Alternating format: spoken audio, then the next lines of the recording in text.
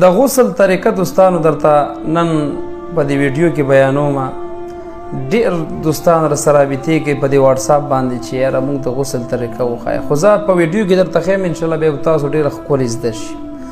اول خو دا دی چې غسل همیشه دپاره یعنې د بدن صفا ساتئ، ښه ګنده خیرن پیرن مه ګرځئ، ځکه دا ګنده خیرن ګرځېدل دا خو شریعت نگاه هم ښه نه دي، ځکه حدیث شریف کې راځي الطهور شطر من الایمان، صفایي دا حصه د ایمان دی، جز د ایمان دی.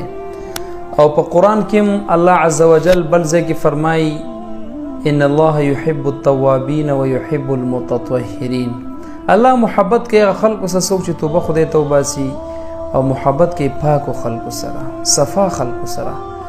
نو پاک خلک صفا خلک څوک دي چې هغوی د کپړو او د بدن لحاظ ساتي، یعنی صفایي خیال ساتي. غسل سنتي طریقه درته بیانوم او بهترینه طریقه هم دا دی چې په دې کلک عمل وشي. اصل کې غسل کې ګوره فرض درې دي: خولې ته اوبه اچول، پوزې ته اوبه اچول، په ټول بدن اوبه اچول، بس دا فرض دی. ورکی سنت طریقه دا ده چې اول استنجا وکړئ، بیا داسې چراندام وکړئ لکه څنګه چې اودس کوئ د نورو منځونو دپاره، داسې اودس وکړئ.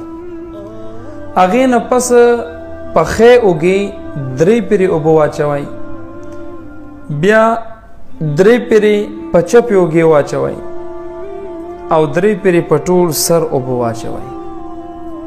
خو دا بدن مګئ رامګئ چې ستاسو یو حدیث کې راځي وی ستاسو د هر ویښته لاندې جنابت دی. نو امام مالک رحمت الله علیه فرمایي چې په غسل کې دا مګل وی واجب دی، هغه دې ته واجب وایي ځکه چې دا ویښته لاندې جنابت دی، نو چې دا بدن مګې رامګې دې سره به هغه اوبه د هر ویښته هغه بیخته کوزي شي. نو کوشش دا وکړئ دوستانو چې غسل کې خبرې مه کوئ. یو د ضرورت خبرې دي، ضرورت خبرې کولی شي.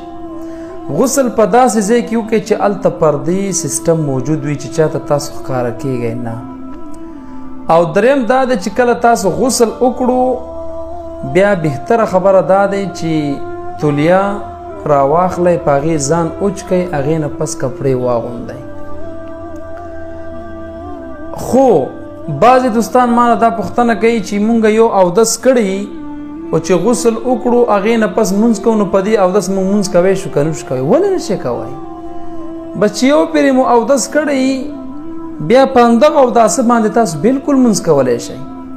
اوس یو سړی دی هغه په غسل کې اودس هم نه دی کړی، خو نیت یې د اوداسۍ د صرف لامبل کړی وي، یعنې غسل یې کړی وي، نیت یې ورکې اوداسۍ. نو اودس کې هم لاس وینځلی کېږي، مخ وینځلی کېږي، خپې، نو په غسل کې خو دا ټول لونده کېږي. نو زمونږ بعضې کتابونو دا هم لیکلي که یو سړي نیت د غسل کړی وي، اودس هم پکې نیت کړی وي، هغه اودس هم نه کړي، نو د اودس وشو، بیا هم دی په دې غسل باندې هم مونځ کوی شي. شریعت مسلې ګوره ډېرې اسانې دي، خو بهتره به دا وي چې غسل نه مخکې اودس وشي، هغې نه پس بیا غسل وشي. خولې ته ورکې درې پیرې اوبه واچوئ، غرغړه یې کوئ، یعنې د مرۍ ته اوبه راورسوئ، هغې نه پس یې توف کوئ. پوزې ته درې پیرې اوبه واچوئ، دې اډوکو ته د پوزې د نرم اډوکې چې دي دې ته بیا رارسوئ.